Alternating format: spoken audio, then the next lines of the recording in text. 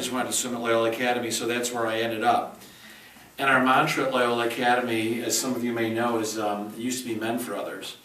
But with the advent of co-ed in the mid-90s, we're now women and men for others. And that's kind of where my faith journey began. I'm sure back when I was 18, I didn't really understand what men for others meant. I'm sure I was self-absorbed like most teenagers into my life and my friends and athletics and girls or whatever. But I'll come back to that in a second where that really hit me. After I left Loyola, I went to Illinois my freshman year. I was swimming, and while I was recruited by some colleges, I didn't get any scholarship offers, so I went to U of I. And swimming had been a part of my life since I was 8 years old. And through some weird circumstances, even though I was recruited, I didn't make the swim team at Illinois, much to my surprise. So I all of a sudden had all this time on my hands, and it didn't work well with my academics. So after my freshman year at Illinois, I realized if I'm going to be successful in life, I need to do something else. So I came back to Loyola Academy, and I talked to my two college counselors who welcomed me with open arms, and they recommended a smaller school, Knox College out in Galesburg, Illinois. And in the little brochure that Jeff had produced, it talks about my George Bailey-esque life, and this is kind of where it began, and I'm sure most of you know the movie It's a Wonderful Life. And so I ended up at transferring to Knox College, which turned out to be my George Bailey moment. I came in contact with some wonderful teachers, and I was pre-med and in biology, and I somehow migrated over to chemistry thanks to my great math education from Mr. Spellman.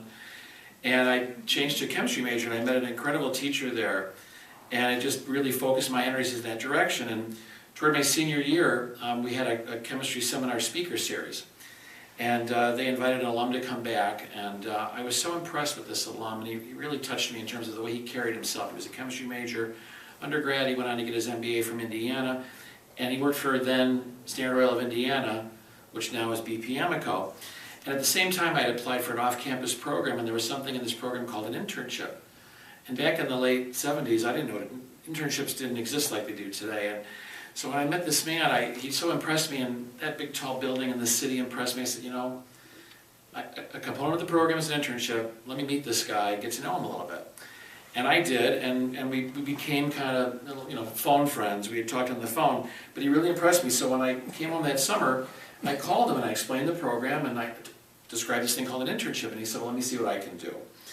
So with the program started here, and it was called Urban Studies here in the city, and I still hadn't heard from him, and I was getting a little anxious because I needed to have that internship as part of my graduation requirement. And then one day he called me and said, John, I think I have something for you. Meet this guy at this time, at this day, and I was so excited. And I'm sure he got the excitement on the phone. He said something to me that stuck with me to this very day. He said, John, I thanked him, and he said, I just opened a door for you. Now you have to walk through it. If you're not qualified to handle the job and the responsibility, there's not a whole lot I can do for you, but the door's open, let's see what you do with it. So I went on the interview, and it was, I haven't watched this TV show, but it's what I believe Mad Men is about. You know, the guy had his feet up on the desk, he was smoking a pipe and reading a chemical journal when I walked in. And so he looked at me and he said, Knox College, do you know Professor Bob Kuzer? I said, as a matter of fact, I do. He was my P-Chem professor. He goes, well, I was reading this article of a research project he did. And I don't remember what the project was, but we spent the entire interview talking about this project and urban studies and Knox College and blah, blah, blah. And he said, you want to start on Monday? I had no idea what the job was, if I was qualified, capable, whatever the case might be. Of course, I said, sure, 8 o'clock, I'll be here. So I was very excited. I went upstairs to see Evan and tell him I got the job, I got this internship, this is just going to be great. And again, he said something that kind of stuck with me. He talked again about, I just opened the door, you have to walk through it, but he said, do this for others. This is kind of where my faith and work life meet together. The mantra at Loyola of men and women for others, and his direction to me. And I'm assuming the Holy Spirit was somehow channeling through him saying, do this for others. So it was a great experience, and it turned into a full-time job after the internship was over and I graduated. So here's kind of where the George Bailey-esque part of the equation comes into play.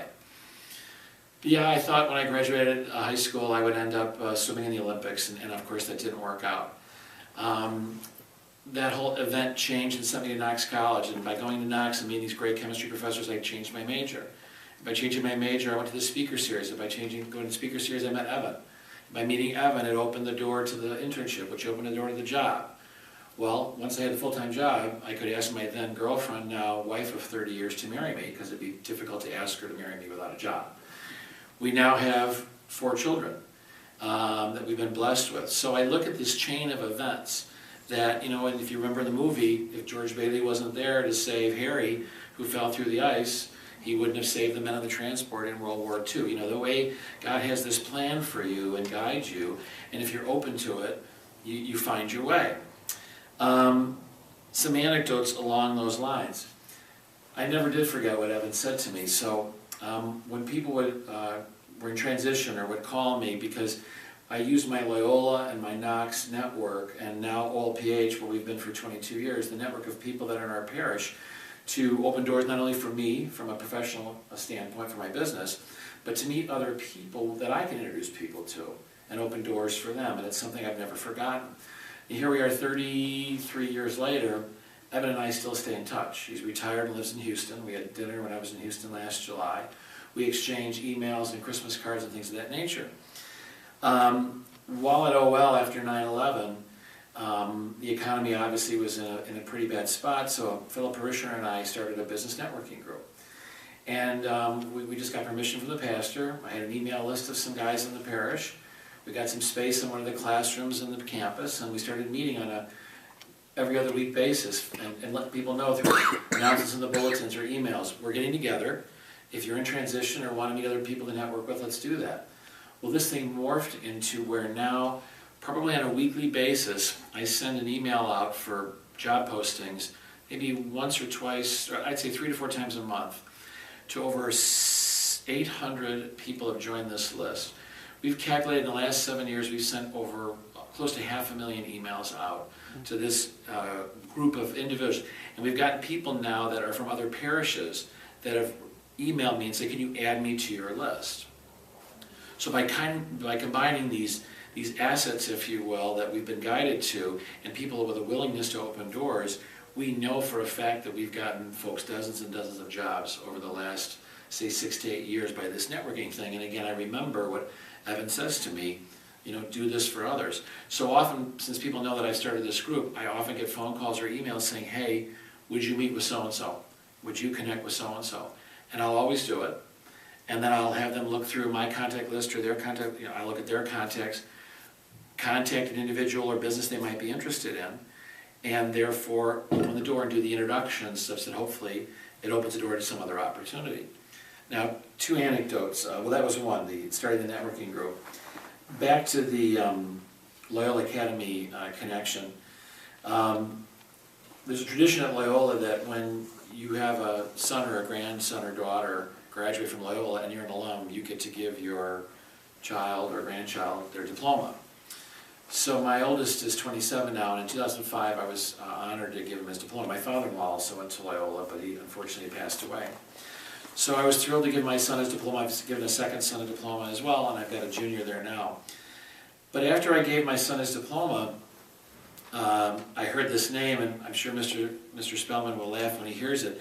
So-and-so receiving his diploma from his aunt, Mim Sullivan, former college counselor here at Loyola Academy. And I heard the name and I got goosebumps, and I looked and I saw an elderly woman with a walker going up to the stage to give her nephew his diploma. So after the ceremony, we're at Loyola University, and I watched where she walked and where she sat, and I went to go meet her after the ceremony, and I walked up to her and I said, Mrs. Sullivan, you don't remember me, but I gave her my name and my year of graduation. And I said I had left the University of Illinois, and it was in the fall, and I knew I needed to change, and I called Loyola, and you took my call, and you met with me, and you and Mr. Moore had met with me, and she goes, John, it was a Wednesday night, and we told you to go to Knox College. How did that all work out for you? And here I'm 27 years later, and this woman remembers that she had to be 90, I'm going to guess, when I saw her. And I said, well, let me tell you how it worked out for me. It helped me get my first internship, which got me my first job, which allowed me to ask my wife to marry me, and here is the product of how that worked out for me, my then 18-year-old son right next to me. So this whole, I get goosebumps whenever I think about this, that she remembered me, but that this one person, You know, you never know who you meet in your life that opens a door, makes a phone call, writes a note, etc. This woman and Mr. Moorhead, had they not pointed me in that direction, I don't know that I would have gotten the internship and gotten the job and met my wife and etc. But what I try to remember is to pay it forward and keep doing it for others. And so when I get the phone call or when I get the email, hey, would you meet so-and-so, would you network with so-and-so? I think back to Evan, and I've told him this many times, and he says, John, you give me way too much credit. I said, no, I don't. You are my George Bailey. You changed my life by giving me this opportunity, and hopefully I can change others along the way. Now, a tip or a trick. I gave a networking, I'll call it seminar, at Knox years ago, maybe 4 or 5 years ago. And we talked a little, I gave a very bullet point kind of presentation. And one of the things I said during the presentation is I talked about being Catholic. And here I was at a sectarian school, you know, private school, and I was talking about being Catholic. When I meet clients, new clients for the first time, I always ask, you know, where are you from? Where were you raised? Mary, we talked about this, you know, where are you from, where are you raised? I want to find that connection. And one thing I've learned about Chicago is if you're Catholic in Chicago and you went to a Catholic high school, the bond is instant between another Catholic high school. I've often met guys from Brother Rice or Fenwick or De La Salle or St. Lawrence or you name it. And then I'll mention I was a Loyola Rambler, but this bond all of a sudden connects us. And it's amazing how guys, gals want to do business with people that have gone through some of the same things they've gone through. And I can't tell you how many doors have been opened for me just by the mere fact that I went to a Catholic high school here in Chicago. And when I meet other business leaders that have gone to Catholic schools, the bond is instantaneous. And people want to do business with people that have similar experiences. So it's opened a ton of doors. So when I look at the expense of what Loyola Academy costs, and I've got my junior there now, but I look at my son who's 27 now, and at 25 years old bought a condo in the city, and he built his business based upon his Loyola connections and mine. But we didn't send our kids to Loyola and OLPH just because of the connections of the network. We sent them because we wanted a faith-based education. And I look at my kids today who are still all churchgoers on Sundays, which we're very proud of, and still have a faith. And I think they see the way I saw with my parents. My mom still lives at Mary Seep, and they're 55 years. My dad was so involved in terms of helping other people, and I think that rubbed off on us. And I see it rubbing off on my kids now. I get phone calls from my kids, hey Dad, I have so-and-so that works with me, they're looking for this, can you help them, let's get together. And they're reaching out, and they're trying to help, and they're doing the networking. So I'm thinking, as my dad used to say, the watermelon doesn't roll far from the bush.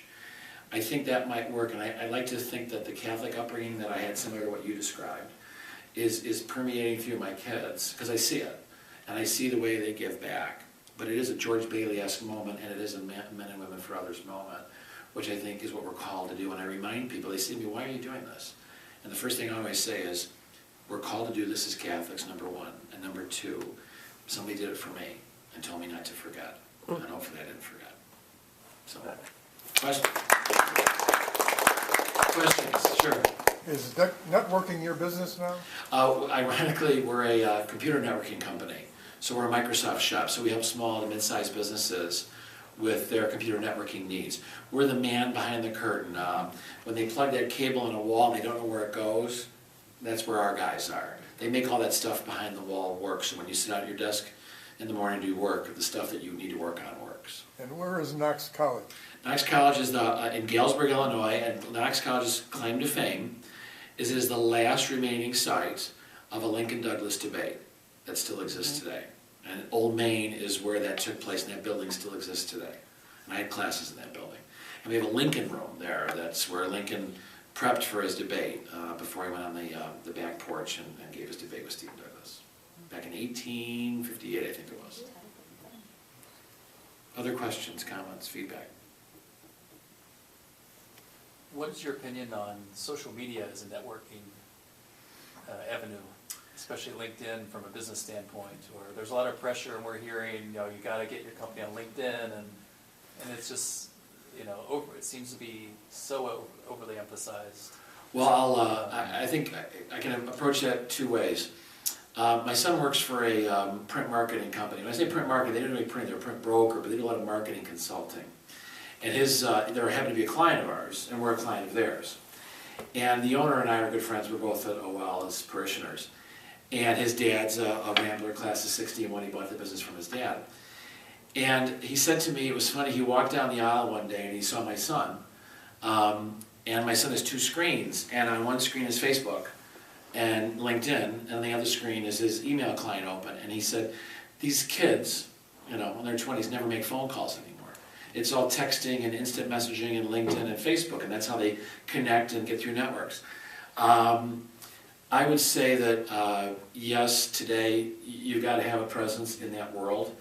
I'm on the board of a group called the IAMCP, the International Association of Microsoft Channel Partners. We're a Microsoft Gold partner, meaning we're highly tiered with Microsoft. We're doing a special presentation in May for our members strictly on LinkedIn, and we have a LinkedIn guy coming and speaking to us because LinkedIn is Facebook for business.